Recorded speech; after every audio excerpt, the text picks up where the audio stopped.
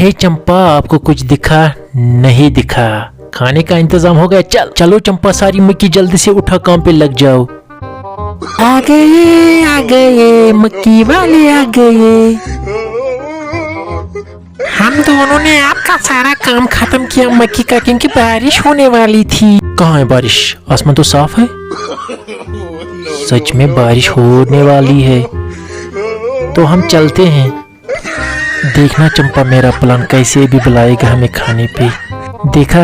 चलो चलो टूट पड़ो। चीयर्स। अगला पार्ट देखने के लिए वीडियो को लाइक